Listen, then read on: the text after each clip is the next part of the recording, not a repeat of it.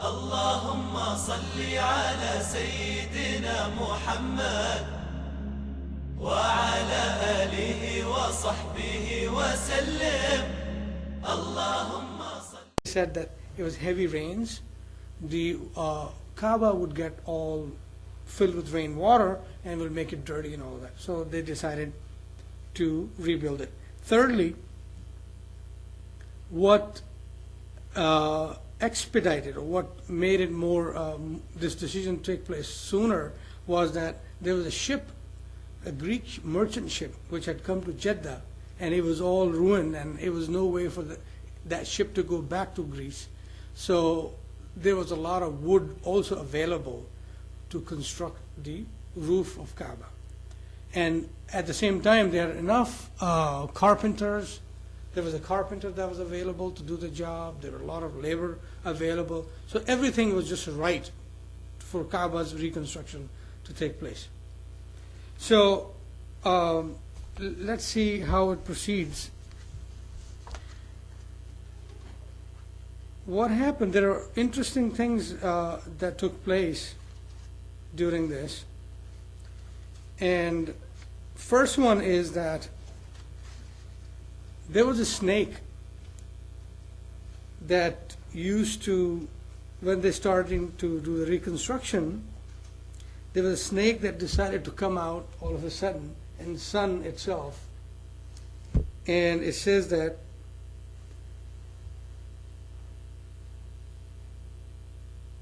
a large snake that had taken to coming every day out of the vault to sun itself against gaping jaws, and they were terrified of it, that is the Meccans.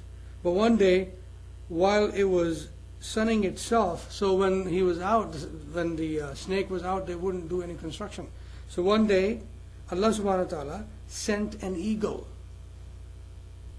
and that eagle basically seized that snake and flew away with it.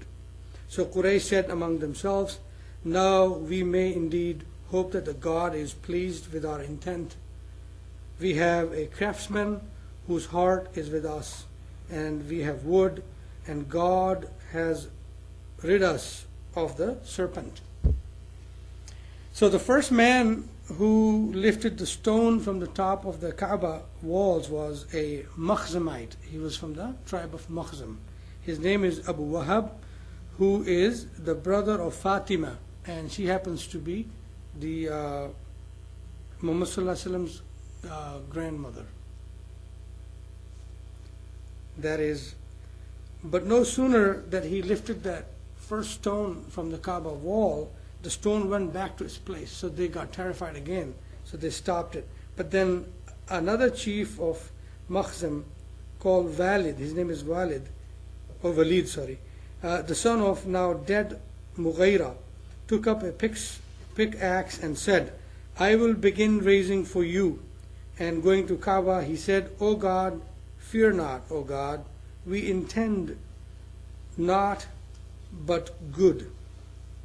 Thereupon he knocked down part of the wall between the black stone and the Yemenite corner. That is southeasterly. But the rest of the people held back. "Let us wait and see," they said. "If he be smitten, we will raise no more of it, but restore it even as it was. But if he be not smitten, then the God is pleased with our work." And these people, they really had an awe for Kaaba, and a lot of them were superstitious also, by the way, you should know at that time. Another thing that took place at the time, that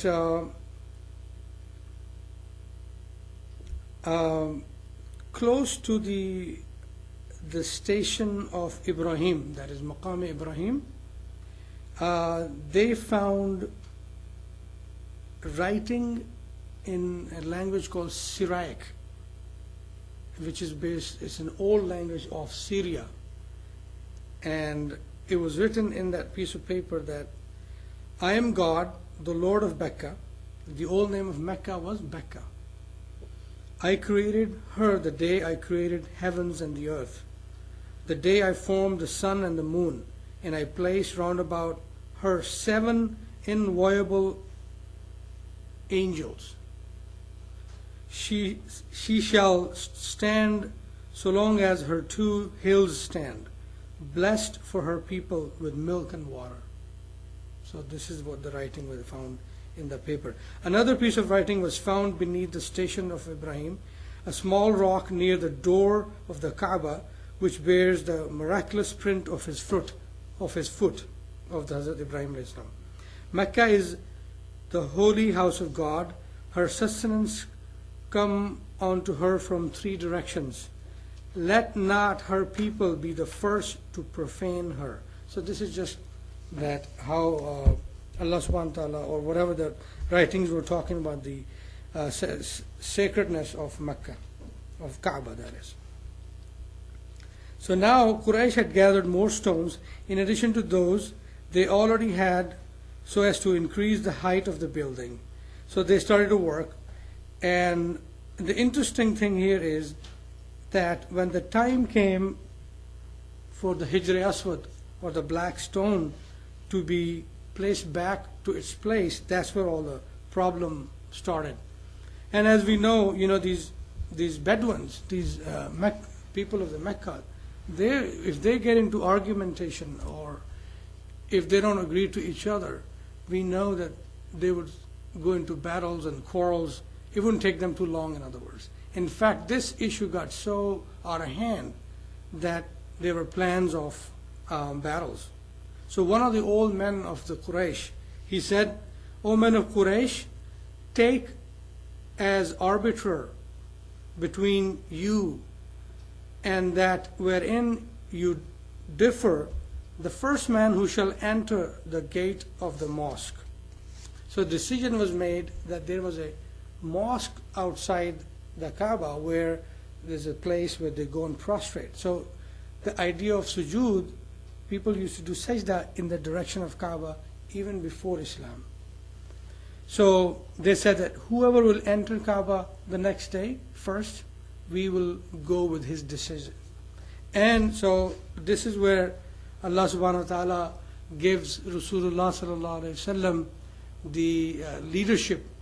It shows that he is indeed the leader of Quraysh, and for time to come also.